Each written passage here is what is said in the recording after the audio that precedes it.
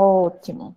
Então, gente, hoje é a nossa última aula da disciplina que a gente está, aula, né, de teoria, porque a próxima semana a gente ainda vai continuar nesse processo de conclusão da disciplina, que no caso se refere à avaliação.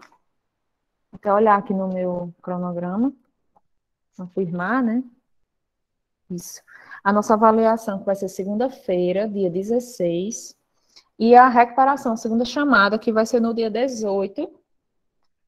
Então, tem segunda, né? E tem quarta-feira ainda aí de atividades para a gente fazer. Eu mandei para vocês duas atividades, não foi? Dois exercícios? Foi. Ótimo. Várias pessoas já me mandaram, mas, gente, eu ainda estou recebendo. Por favor, não percam de mandar, né? Porque senão vai ter que fazer a segunda chamada. E eu acredito que para todo mundo é melhor que fazer logo, né? Então, eu falei para vocês que tinha um terceiro exercício, não falei? Me lembrem isso. Falou. Ótimo. Então, esse eu vou mandar hoje, né? Para, no caso, vocês me entregarem na segunda-feira. Nesse caso, pessoal, vai ser o mesmo sistema da outra vez. Vocês têm até segunda-feira para me mandar, né? Mas aí, quanto mais cedo vocês me mandarem, mais fácil eu tenho e mais rápido eu tenho de dar a nota, de você já ter a sua nota disponível. Então, por exemplo, principalmente para quem faz avaliação já durante o dia ou durante a tarde, na segunda-feira, né? Me mandar também nesse horário, ou então até antes, porque aí eu já digito a nota junto com a nota da prova e vocês já ficam sabendo se por acaso passaram ou não, né? Mas aí, como a recuperação é na terça-feira, então eu vou dar até a terça-feira, então a recuperação na quarta, perdão. Mas eu vou dar até a terça-feira para vocês fazerem, né? Mas aí é aquela coisa, quanto mais tempo você demorar, mais tempo vai demorar para eu digitar a sua nota e você saber se está na recuperação ou não, ou se tem que fazer a segunda chamada, enfim, esse tipo de coisa. Então, tá nas mãos de vocês, né? Se fizer logo, me mandar logo, eu digito a nota logo. Se não, vai demorar um pouco mais. Então, quando terminar a aula, eu vou mandar lá no grupo o último exercício, tá certo? E outra coisa, eu pedi também para vocês ficarem bem atentos, porque quando eu fizer a relação dos alunos que me mandaram a atividade, eu vou postar lá no grupo para ver se eu não deixei escapar ninguém, tá? Eu coloco lá no grupo, primeira atividade, fulano, ciclano, ciclano. Se por acaso você mandou, mas seu nome não está lá, você vai lá no meu privado, né? Coloca um bonequinho, coloca alguma coisa que é para eu ver que realmente você já tinha encaminhado o trabalho. E a segunda atividade, professora? Quem Hum. não mandou? Manda até quando? Mande, mande, mande. Mande, Até quando? vou receber até a segunda-feira. Pronto, tá certo. A Viu? segunda, né? E a terceira, né? Segunda e a terceira atividade. A terceira eu recebo até a terça-feira. E a prova é quando mesmo? A prova é segunda-feira. Tá certo. Pois então estamos combinados, não é isso? Ah, Jesus. Passa o dia todo indo, então, fazendo tanta coisa que no final do dia chega a estar com as agonias no juízo. Não sei se acontece com vocês. Mas quando eu passo o dia fazendo muita coisa. Então, vou colocar aqui para vocês sobre os anexos do que a gente conversou a respeito da NR7, né? Que ficou faltando a gente falar sobre isso. Pessoal, além desse, ficou faltando eu mandar algum slide, não, né?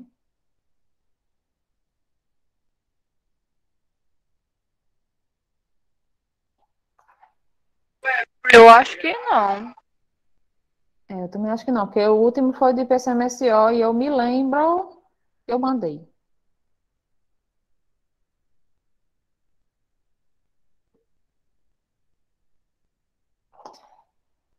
Compartilhar aqui a tela.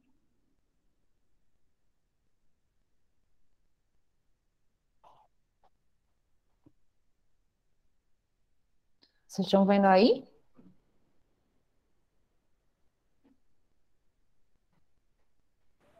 Estamos. Estão vendo? Não? Tá ok. Ótimo, ótimo, ótimo. Sim. Vamos começar pelos principais anexos, né? Na verdade, vamos falar dos principais, né? Que é a partir do anexo 2 até o anexo 5. Fala sobre alguns níveis, né, de controle com relação à pressão sonora, radiação e substância química, enfim. Então, no anexo 2, a gente vai trazer o controle médico ocupacional de exposição a níveis de pressão sonora elevados, né? Eu chamo a atenção para vocês que esse assunto, ele é mais específico, né, e se aprofunda mais com os profissionais da saúde com relação à enfermagem e à medicina do trabalho. Então, ele diz o quê? Né? Este anexo estabelece diretrizes para avaliação e controle médico ocupacional da audição de empregados expostos a níveis de pressão sonora elevados. Devem ser submetidos a exames audiométricos, de referência e sequenciais. Todos os empregados que exerçam ou exercerão suas atividades em ambientes cujos níveis de pressão sonora estejam acima dos níveis de ação, conforme informado no PGR, né? O PCMSO, no caso, ele vai ser construído baseado no PGR, independente do uso de protetor auditivo, né? Então, a gente vai basear isso aí, independente do uso do protetor auditivo, que, no caso, ele é extremamente necessário, né? Mas aí, independente disso, vai ser realizado a avaliação, né, por meio da audiometria, que é o exame que mede a capacidade auditiva. Compõe os exames audiológicos de referência sequenciais. Anamnese, né, clínico-ocupacional. O que significa anamnese? É você levantar a história, né, daquela pessoa, se ela tem sentido alguma coisa no momento, né? Com relação a problemas auditivos, a pessoa pode sentir tanto a perda realmente auditiva, como alguns sinais que identificam, né, que é insônia, né, zumbido no ouvido, ou então o simples fato da pessoa estar tendo problemas de comunicação, às vezes por você não ouvir bem, você começa a ficar um pouco recluso nas conversas, às vezes com vergonha de pedir para as pessoas repetirem, né?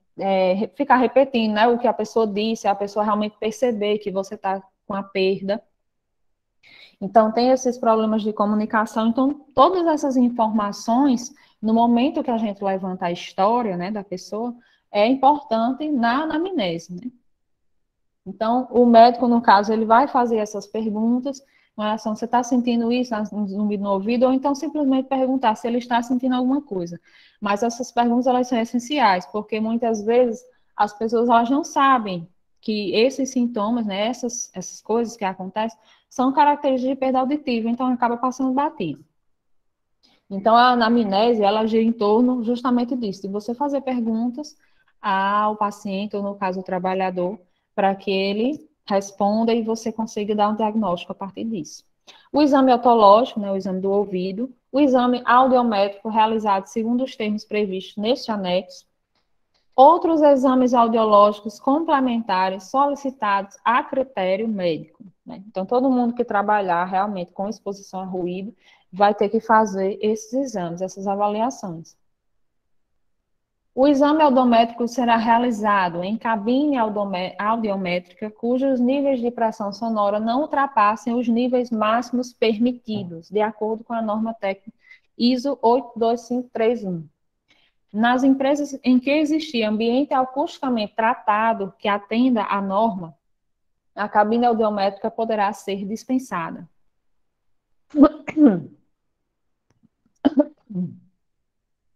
O audiômetro deve ser submetido a procedimentos de verificação e controle periódico do seu funcionamento, incluindo, né, aferição acústica anual, calibração acústica, para realmente se observar se está funcionando. Sempre que a aferição acústica indicar alteração, quando houver recomendação de prazo pelo fabricante, a cada 5 anos, se não houver indicação do fabricante. Aferição biológica precedendo de realização de exames audiométricos. Os procedimentos constantes nas alíneas A e B, acima, devem seguir o preconizado na norma técnica ISO 8253. Tem alguém com o microfone ligado? Professora, Oi, boa noite. boa noite. Esse módulo aí fala de ASO também? Oi? Não, eu quero saber se esse módulo aí também fala de ASO. Eu tô achando parecido. Fala, a gente já, inclusive, já comentou. Quem é que está perguntando? Me perdoe. Não estou identificando pela voz. Então,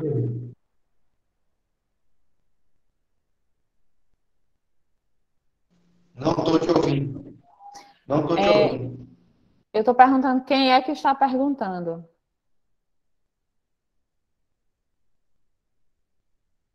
Oi, oi.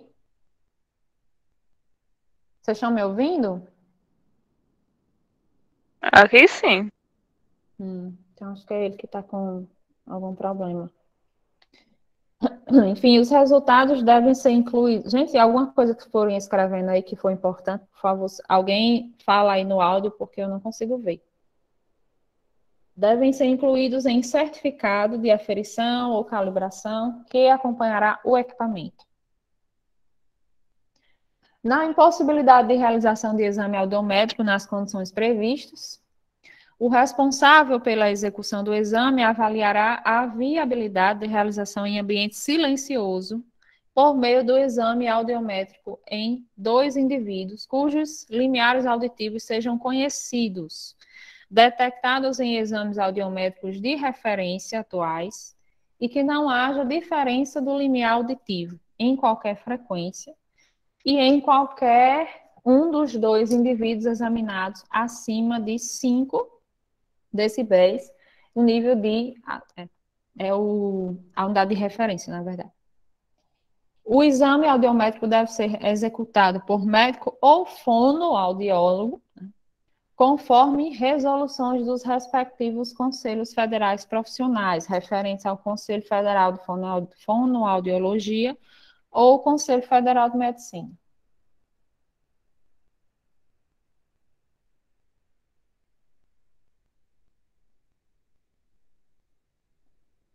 O empregado deve permanecer em repouso auditivo por um período de, no mínimo, 14 horas até o exame audiométrico. O resultado do exame audiométrico deve ser registrado e conter, no mínimo, nome, idade, CPF, função do empregado, razão social da organização, CNPJ ou CPF da empresa. Tempo de repouso auditivo cumprido para a realização do exame audiométrico, ou seja, sem estar exposto ao risco ruído durante 14 horas. Nome do fabricante, modelo e data da última aferição acústica do audiômetro. Traçado audiométrico e símbolos, conforme indicados nesse anexo, O anexo, ele traz o traçado já pronto. Nome e número de registro do Conselho Regional, ou de Medicina ou de Fonoaudiologia.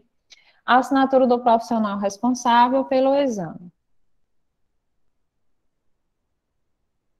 O exame audiométrico deve ser realizado, no mínimo, na admissão, anualmente, tendo como referência o exame da linha A acima, na demissão.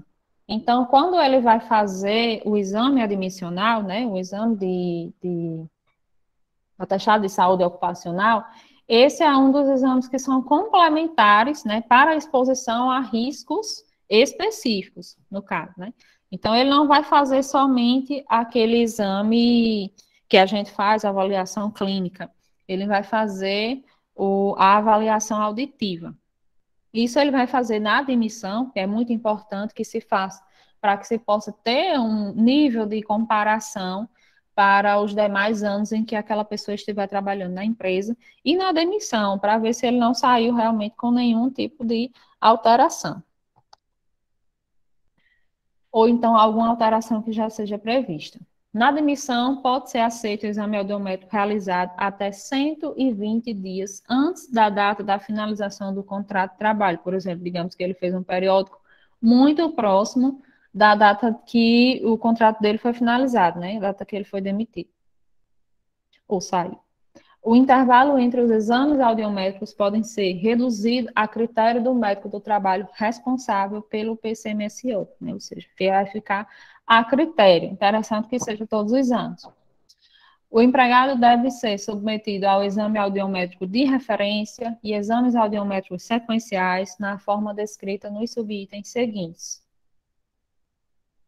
Exame audiométrico de referência é aquele com o qual os exames sequenciais serão comparados e que deve ser realizado quando não houver um exame audiométrico de referência prévio, né? Que seria o primeiro que ele faz antes de entrar na empresa. Quando algum exame audiométrico sequencial apresentar alteração significativa em relação ao exame de referência. Por exemplo, digamos que ele fez o primeiro, esse primeiro ele passa a ser o de referência. Posteriormente, depois de 1, 2 anos, não sei, ele sofre algum tipo de alteração, né? Então, esse outro exame que sofreu alteração, ele vai servir de referência também para os outros, para saber se ele possivelmente teve uma melhora ou teve uma piora daquela condição. O exame audiométrico sequencial é aquele que será comparado com o exame de referência e se aplica a todo empregado que já possua um exame audiométrico de referência prévio. E a interpretação são considerados dentro dos limites aceitáveis para efeito deste anexo. Os casos cujos audiogramas mostram limiares auditivos menores ou iguais a 25 decibéis em todas as frequências examinadas.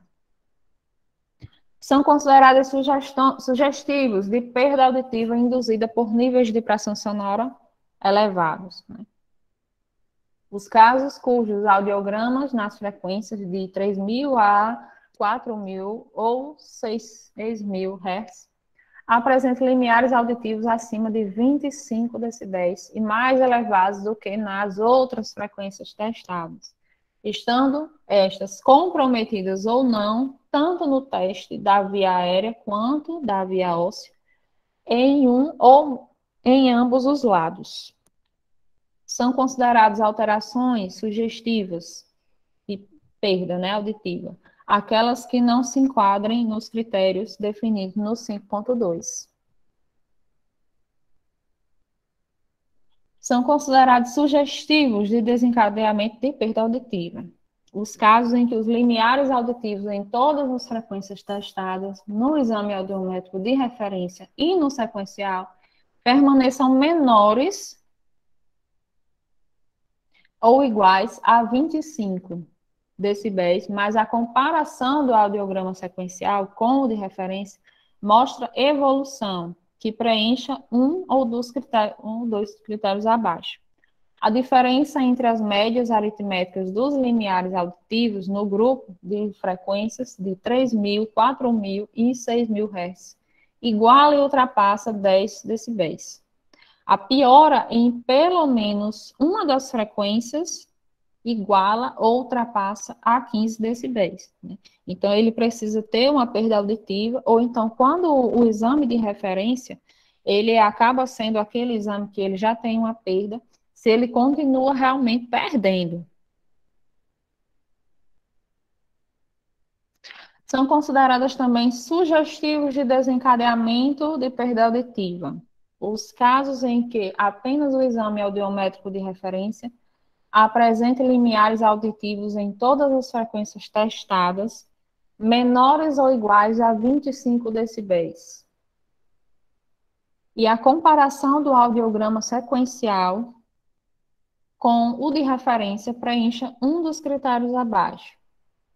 A diferença entre as médias aritméticas dos limiares auditivos no grupo de frequências iguala ou ultrapassa 10 decibéis.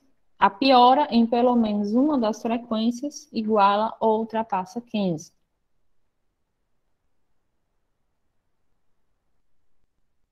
São considerados sugestivos de agravamento, só um minutinho, de agravamento da perda auditiva os casos já confirmados em exame audiométrico de referência, e nos quais a comparação do exame audiométrico sequencial com o de referência mostra a evolução e preenche um dos critérios abaixo.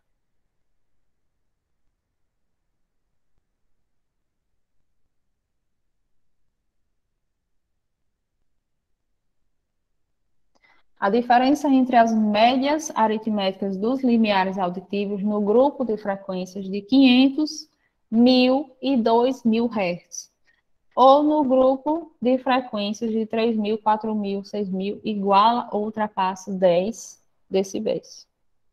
A piora em uma frequência isolada iguala ou ultrapassa 15 decibéis. Para fins desse anexo, o exame audiométrico de referência deve permanecer como tal até que algum exame audiométrico sequencial demonstre desencadeamento ou agravamento da perda auditiva. O exame audiométrico sequencial que venha a demonstrar desencadeamento ou agravamento passará a ser, a partir de então, o novo exame audiométrico de referência, que ele já tem um agravamento maior do que aquele anterior. O diagnóstico conclusivo, o diagnóstico diferencial e a definição da aptidão para a função ou atividade na suspeita de perda auditiva são atribuições do médico do trabalho responsáveis pelo PCMSO, ou seja, é o médico que vai dizer se ele está apto, né, dar o diagnóstico realmente de perda auditiva e dizer se o trabalhador, se o empregado, ele está ainda apto para continuar na mesma função, exposto ao mesmo tipo de risco. Deve ser motivo de especial atenção empregados expostos a substâncias ototóxicas ou vibração de forma isolada ou simultânea à exposição a ruído potencialmente nocivo à audição.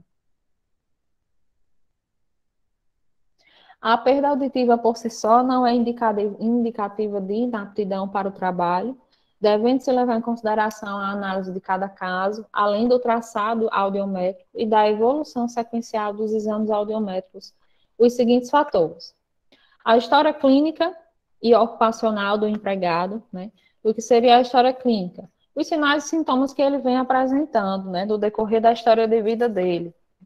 Muitas vezes é uma pessoa que vem de outra empresa, né, que já tinha algum sintoma ou não, né? Então, o médico ele vai levantar essa história para embasar, né, na decisão.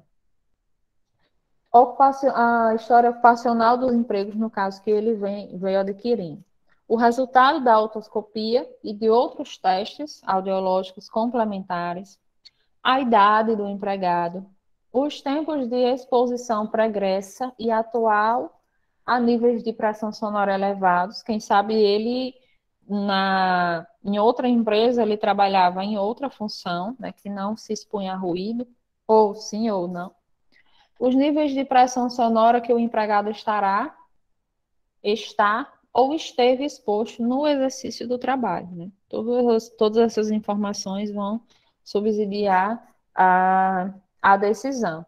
É claro que tem aquelas situações que elas são mais graves, né? Por exemplo, digamos que é uma pessoa que já trabalha há pouco tempo exposto a esse ruído. O trabalho anterior, né, o cargo anterior, ele não havia esse tipo de exposição a esse risco ocupacional.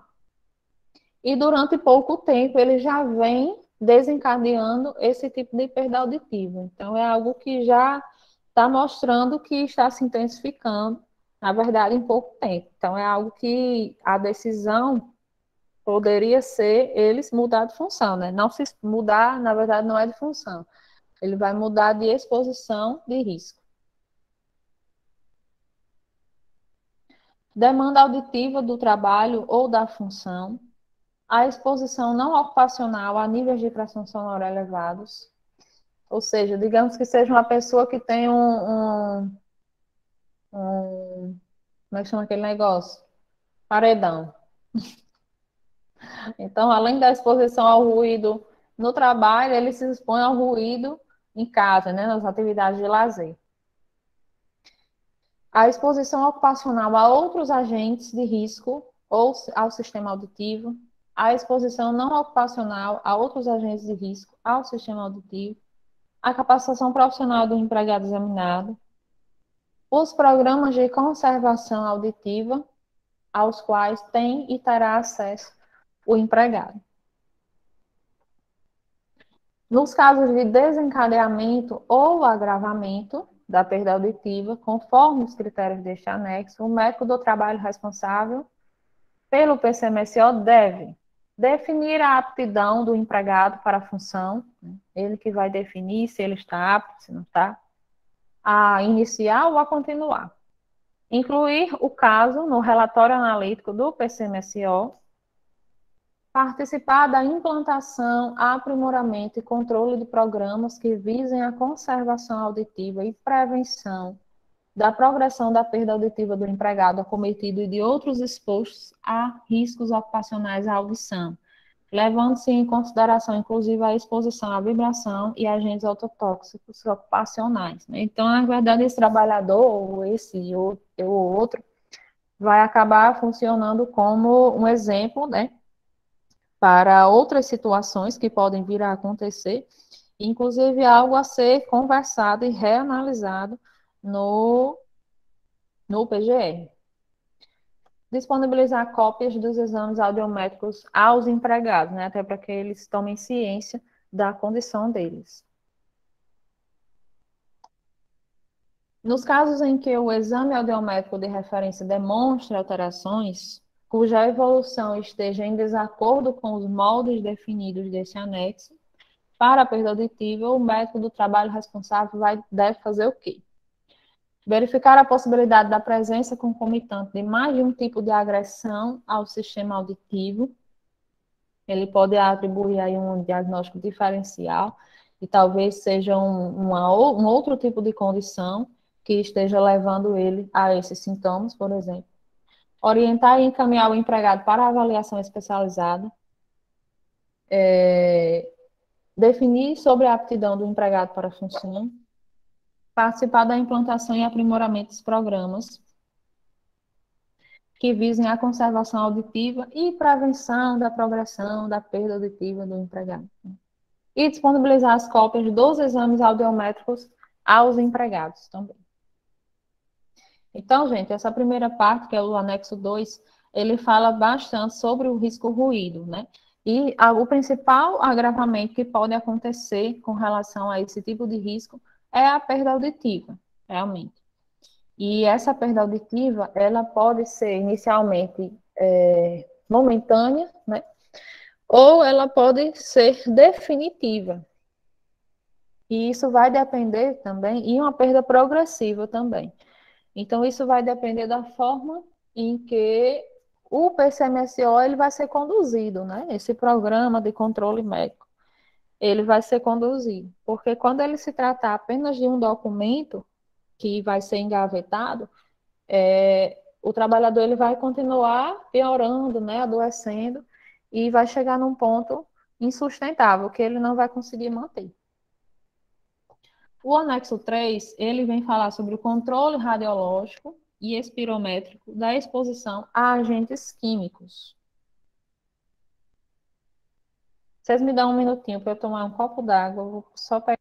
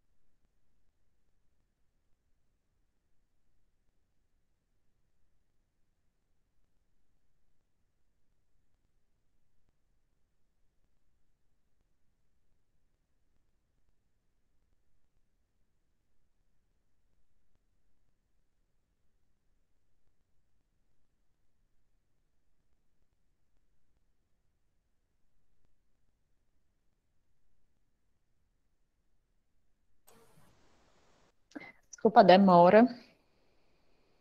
Tive que lavar as minhas mãos, que estava um pouco agoniada. Acho que está um pouco sujo.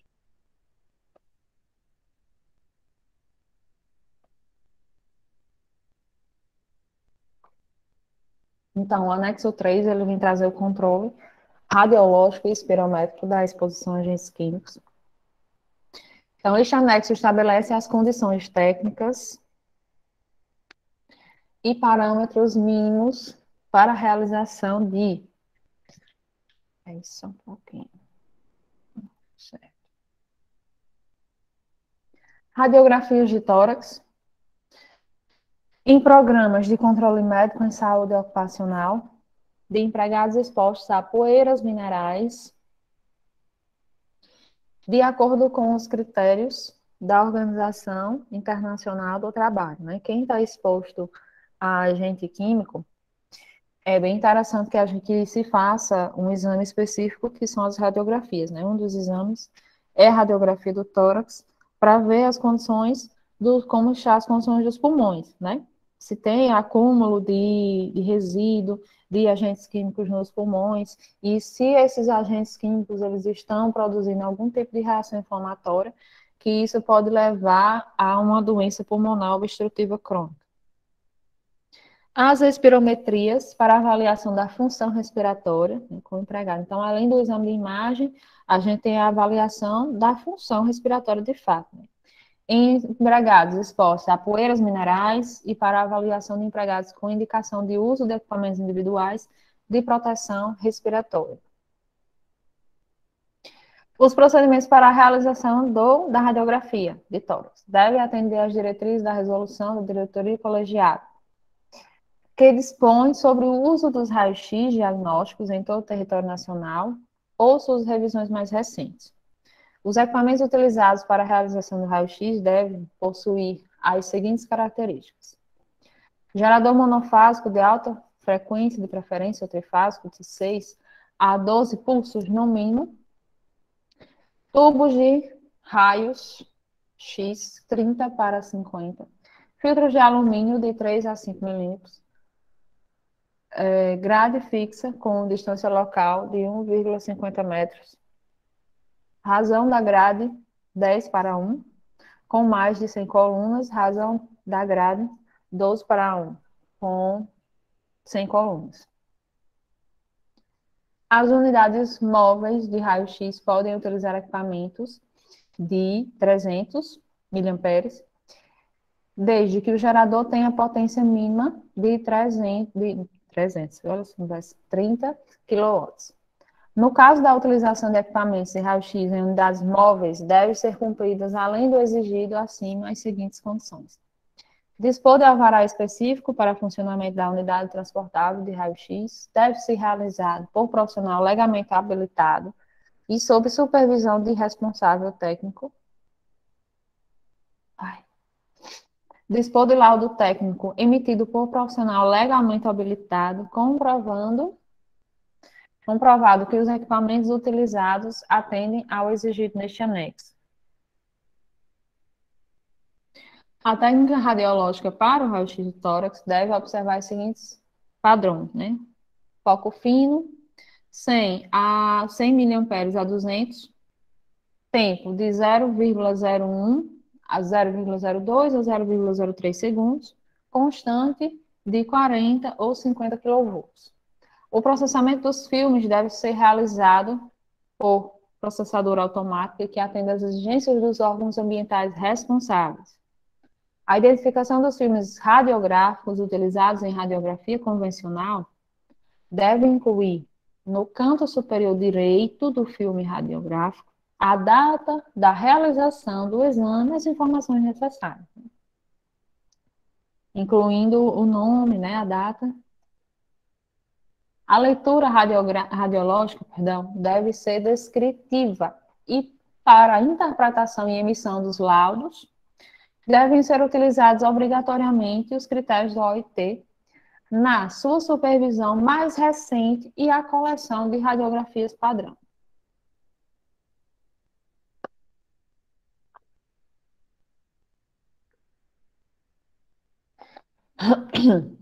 Em casos selecionados a critério clínico, pode ser realizada a tomografia computadorizada de alta resolução do tórax.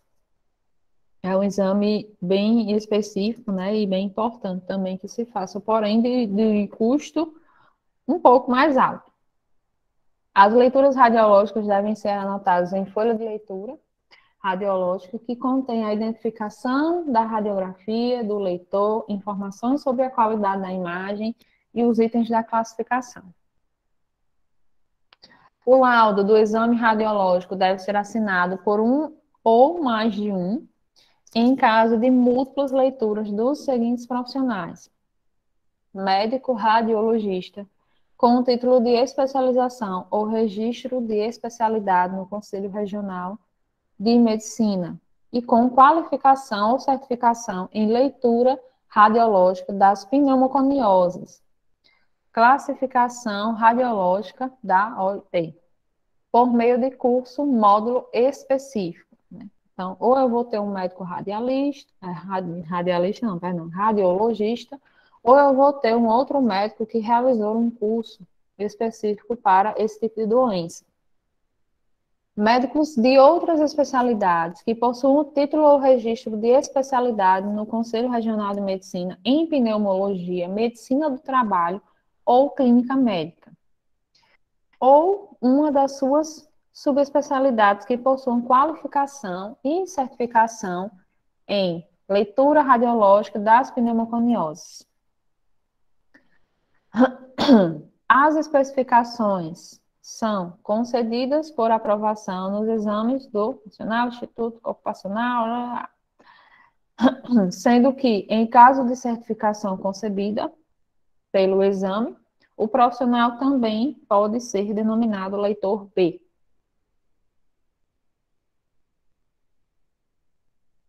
Sistemas de radiologia digital do tipo CR ou DSDR devem ser utilizados para a obtenção de imagens radiológicas do tórax para fins de interpretação radiológica. Os parâmetros físicos para a obtenção do raio-x de qualidade técnica adequada, utilizando-se equipamentos de radiologia digital, devem ser similares aos de radiologia convencional. A identificação dos filmes digitais deve conter, no mínimo, a data da realização do exame, número de ordem do serviço ou do prontuário do paciente, o nome completo do paciente ou as iniciais do nome completo. Porque às vezes a gente utiliza as iniciais, né, a cortar ou não deixar tão exposto. A interpretação radiológica das radiografias digitais devem seguir os critérios: imagens geradas em sistemas de radiologia digital, CR ou DSDR, e transferidas para monitores só podem ser interpretadas com as radiografias padrão em monitor anexo. Os monitores utilizados para a exibição da radiografia a ser interpretada e das radiografias padrão devem ser de qualidade diagnóstica, possuir resolução mínima de 3 megapixels, de exibição diagonal por imagem. Imagens digitais impressas em filmes radiológicos devem ser interpretadas com as radiografias padrão em formato impresso em negatoscópio.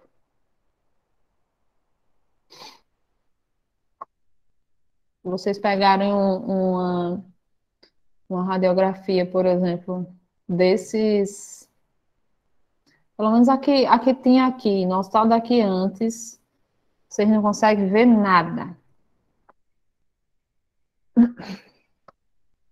Não é permitida a interpretação de radiografias digitais para fins de classificação radiológica, nas seguintes condições: radiografias em monitores comparadas com as radiografias padrão em negatoscópio, que é aquele, não sei se vocês já viram, aquele aparelhozinho que vem uma luz, que você coloca, né, no caso, a radiografia para a leitura.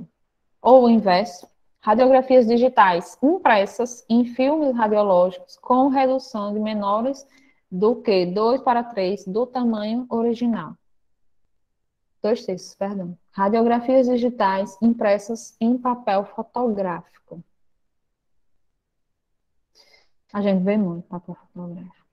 Imagens originadas no sistema de radiografia convencional, que foram digitalizadas por scanner e posteriormente impressas ou exibidas na tela. Menino, não dá para ver nada isso aí. Então, não é permitido.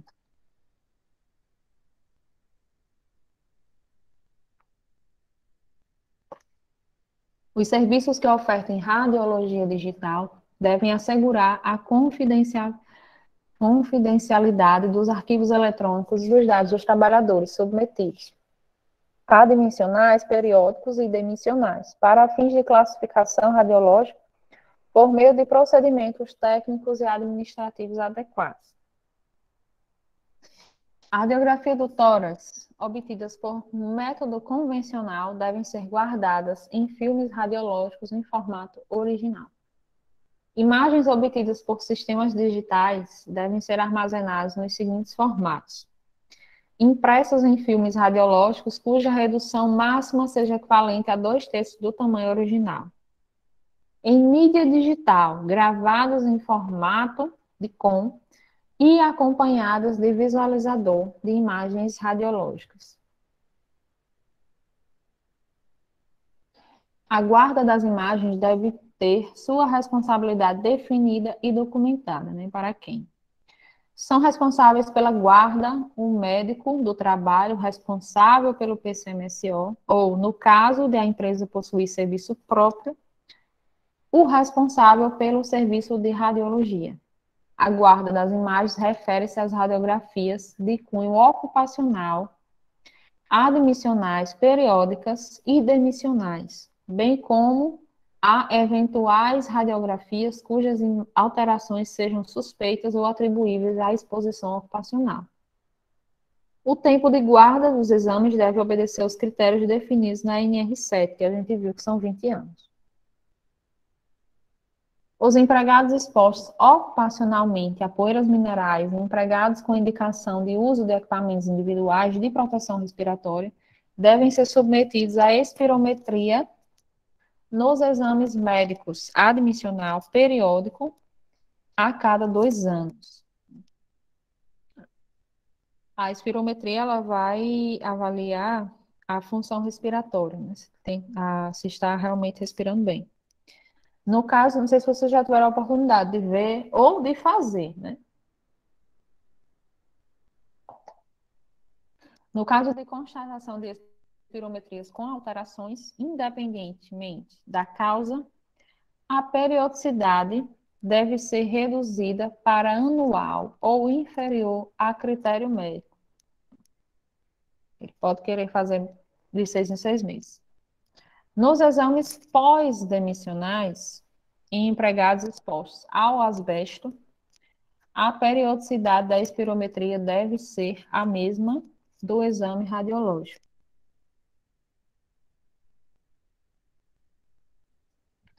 A organização deve garantir que a execução e a interpretação das espirometrias sigam as padronizações constantes nas diretrizes do Consenso Brasileiro sobre Espirometria, na sua mais recente versão.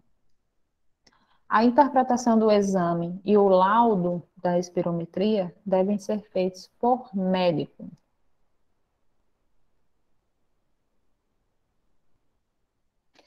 Então, gente, no anexo 3, a gente falou justamente sobre as doenças que estão relacionadas às vias respiratórias, né? São os 2 exames fundamentais e específicos para esse tipo de função, são as radiografias do tórax e as espirometrias. O anexo 4 vem falar do controle médico ocupacional de exposição a condições hiperbáricas.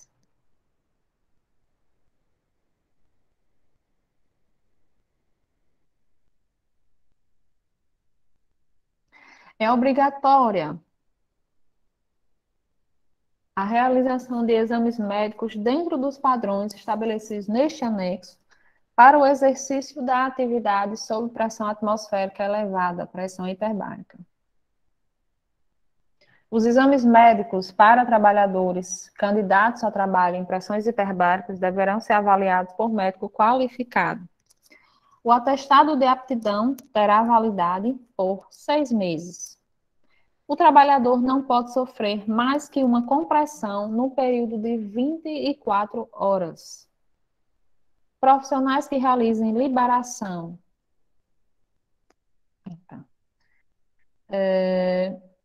de base dentro dos turbulões de ar comprimido em jornadas de curta duração, de até 30 minutos, podem ser submetidos a mais de uma compressão, em menos de 24 horas e até o máximo de 3 compressões.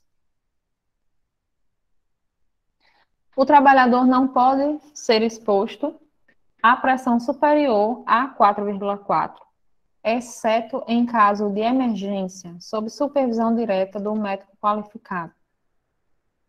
A duração do período de trabalho sob o ar comprimido não pode ser superior a 8 horas. Em pressões de trabalho de 1 a 2 a 6 horas, em pressões de trabalho 2,1 e 3,5 e a 4 horas, em pressão de trabalho 3,6 e 4,4. A partir disso, a gente já tem condição de fazer uma organização com relação a esses trabalhadores. Uma organização com relação à jornada de trabalho. Após a descompressão, os trabalhadores devem ser obrigados a permanecer, no mínimo, por 2 horas no canteiro de obra, cumprindo, um período de observação médica. O local adequado para o cumprimento do período de observação deve ser designado pelo médico do trabalho responsável pelo PCMSO ou pelo médico qualificado.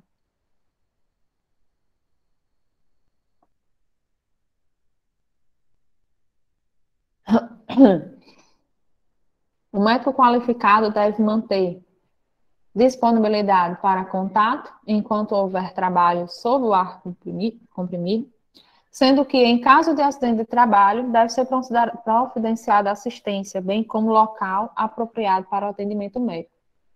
Todo empregado que trabalhe sob ar comprimido deve ter um prontuário médico, no qual deve ser registrado os dados relativos aos exames realizados. Em caso de ausência ao trabalho por mais de 15 dias ou afastamento por doença, o empregado, ao retornar, deve ser submetido ao novo exame médico com emissão de ASO, Atestado de Saúde Ocupacional. Em caso de ausência ao trabalho por doença, por até 15 dias, o empregado deve ser submetido ao novo exame clínico supervisionado pelo médico qualificado, sem a necessidade de emissão do ASO, no caso, até 15 dias. Se durante o processo de compressão o empregado apresentar queixas, dores no ouvido, dores de cabeça, a compressão deve ser imediatamente interrompida, com redução gradual da pressão na câmpula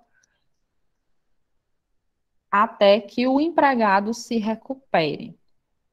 Caso não ocorra recuperação, a descompressão deve continuar até a pressão atmosférica, retirando-se, então, o empregado e encaminhando-se ao serviço médico.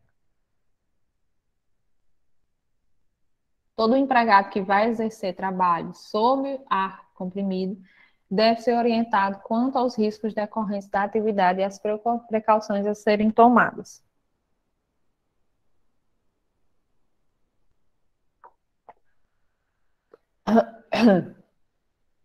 A capacidade física dos empregados para trabalho em condições hiperbáricas deve ser avaliada antes do início das atividades e supervisionada por médico qualificado. É proibido o trabalho de menores de 18 anos em qualquer ambiente hiperbárico. Devem ser realizados os seguintes exames complementares quando da realização do admissional e periódico para o trabalho em condições hiperbáricas. Aí aqui a gente tem radiografia do tórax em visão antero-posterior, da frente para a parte de trás, e de perfil admissional e anual.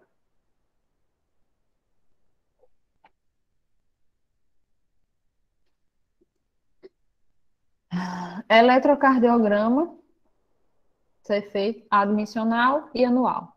Hemograma completo, admissional e anual. Grupo sanguíneo e fator RH, apenas admissional, até porque isso não vai mudar.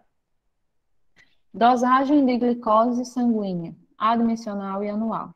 Radiografia bilateral das articulações escapulo-humerais, né, do ombro. Cóccix femoral, no caso da pelve, e de joelhos, admissional e bienal. Audiometria, admissional, 6 meses após o início da atividade e a seguir anualmente.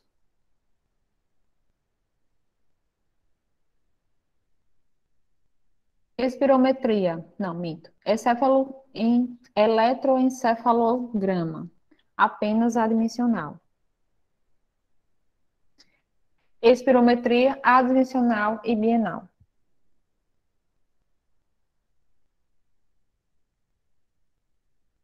A critério médico, outros exames complementares poderão ser solicitados a qualquer tempo, né? Se o médico, por acaso, entender que necessita de exames mais sofisticados. A descompressão deve ser realizada segundo as tabelas constantes deste anexo. Deve ser disponibilizada uma câmara hiperbárica de tratamento 24 horas por dia,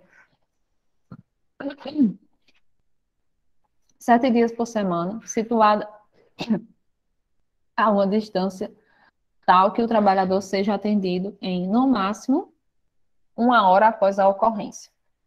O empregador deve garantir a disponibilidade no local de trabalho de recursos médicos, incluindo oxigênio medicinal, de superfície e de pessoal necessário para os primeiros socorros em casos de acidentes descompressivos ou outros eventos que comprometam a saúde dos trabalhadores na frente de trabalho, sendo que o planejamento desses recursos cabe ao médico do trabalho, responsável pelo PCMSO, ou ao médico qualificado.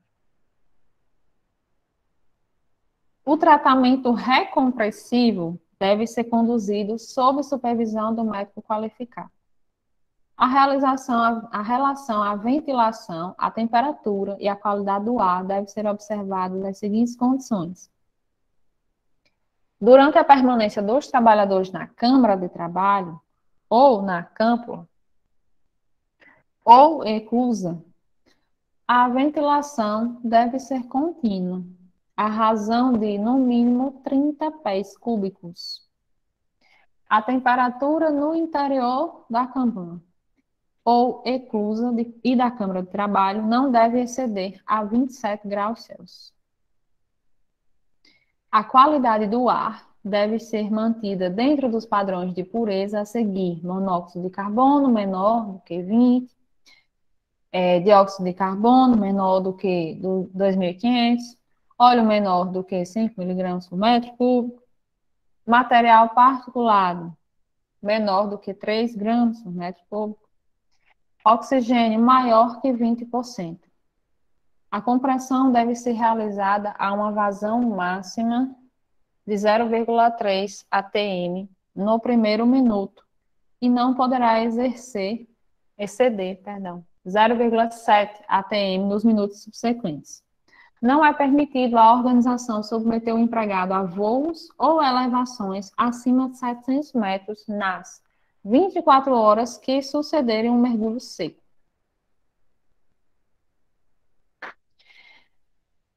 Aí os guias internos de câmaras hiperbáricas multiclasse.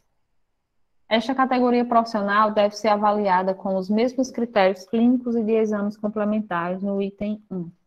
Trabalhador na construção civil exposto a condições hiperbáricas.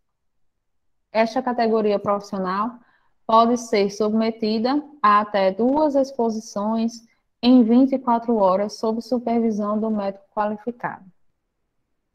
Não é permitido à organização submeter o empregado a voos ou elevações acima de 700 metros nas 24 horas que sucederem um mergulho seco. Mergulhadores profissionais. Para o mergulho profissional, as atividades devem ser acompanhadas e orientadas por médico qualificado, com conhecimento de fisiologia de mergulho, escolha de mistura de gasosos, diagnóstico e treinamento e tratamento de doenças e acidentes ligados ao mergulho.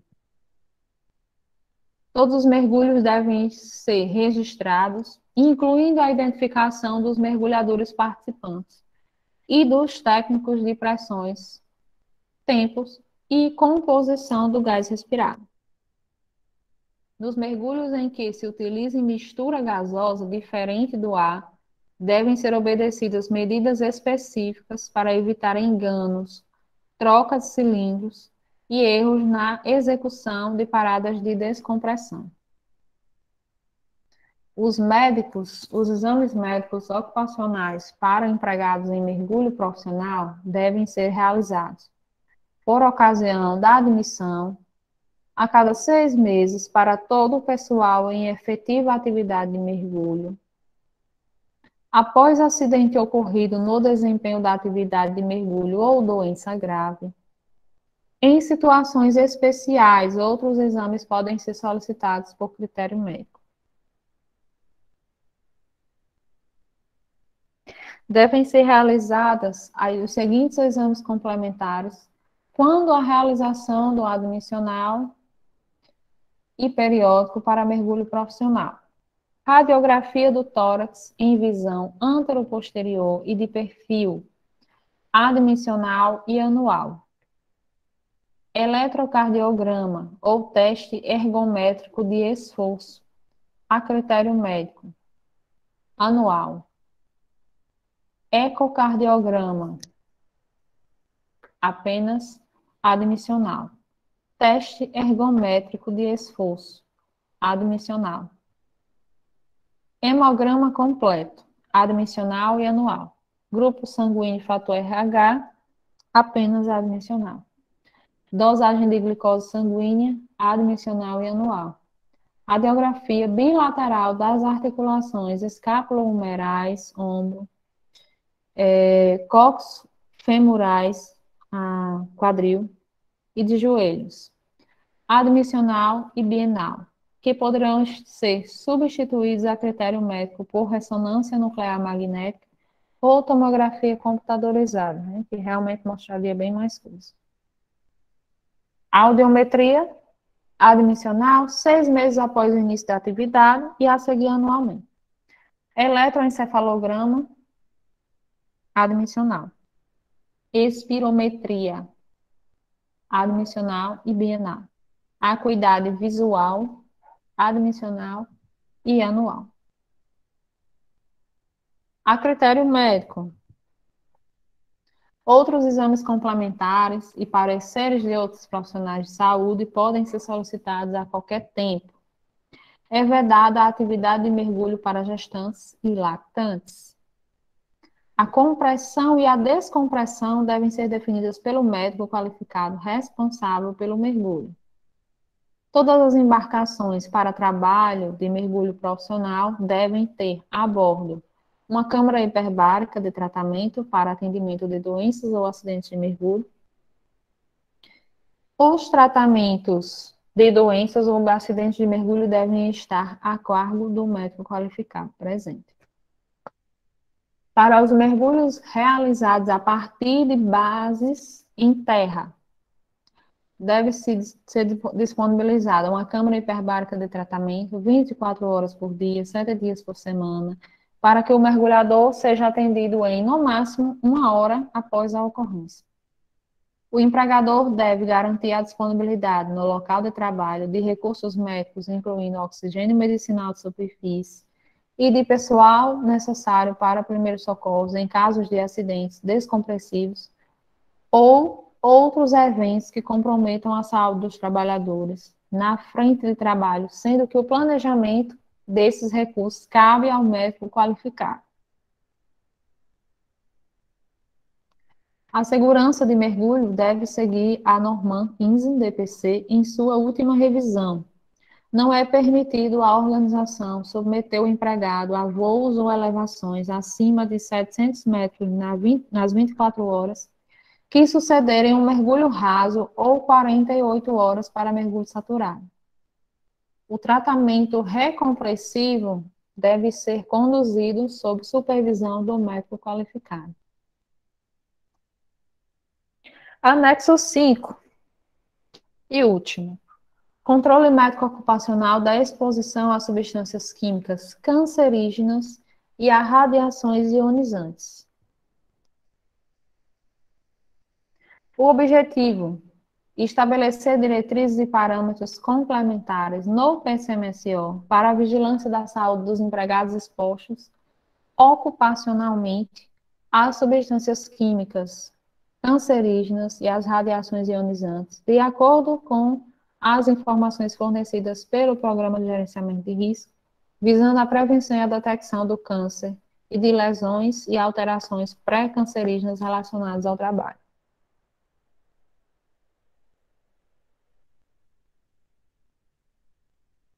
O presente anexo aplica-se às organizações que produzam, transportem, armazenem, utilizem ou manipulem substâncias químicas cancerígenas com registro CAS, conforme indicadas no inventário de risco do PGR.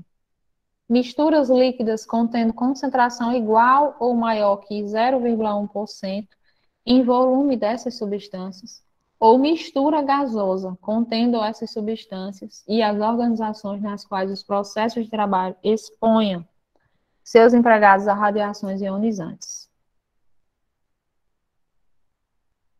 O médico do trabalho responsável deve registrar no PCMSO as atividades e funções na organização com exposição ocupacional a radiações ionizantes e a substâncias químicas cancerígenas identificadas e classificadas no PGR.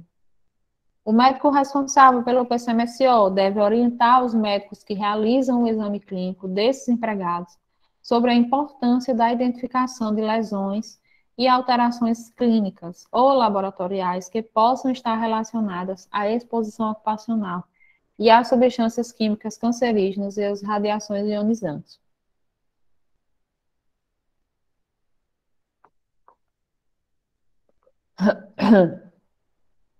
Os prontuários médicos dos empregados expostos a substâncias químicas cancerígenas devem ser mantidos por período mínimo de 40 anos após o desligamento do empregado. Os exames complementares para os empregados expostos a agentes químicos cancerígenos, conforme informado no PGR da organização, são obrigatórios quando a exposição ocupacional estiver acima de 10% dos limites de exposição ocupacional, ou quando não houver avaliação ambiental e devem ser executados e interpretados com base nos critérios constantes desta ONR. Benzeno. As ações de vigilância da saúde dos empregados expostos a benzeno devem seguir o disposto na Instrução Normativa número 2, de 20 de dezembro de 1995, da SST, Ministério do Trabalho, não mais Ministério, né? E da Portaria da Consolidação número 5, anexos, do Ministério da Saúde. Os empregados devem ser avaliados no exame médico admissional, de retorno ao trabalho ou de mudança de risco, quanto à sua aptidão para exercer atividades em áreas controladas ou supervisionadas, de acordo com as informações do PGR e a classificação da Comissão Nacional de Energia Nuclear para áreas de trabalho com radiação ou material radioativo. A informação sobre a aptidão ou a inaptidão para exercer atividade com exposição à radiação ou material radioativo deve ser consignada no ASO do empregado. No caso de exposição ocupacional acima do limite de dose anual de radiação ionizante, efetiva ou equivalente deve ser realizada nova avaliação médica do empregado, para definição sobre a sua continuidade na atividade, quando deve ser emitido um novo ASO. No caso de exposição ocupacional acidental a níveis elevados de radiação ionizante, deve ser realizada nova avaliação médica com coleta de hemograma completo imediatamente 24 horas após a exposição. Esses níveis, gente, de exposição, a gente vai observar lá na NR15.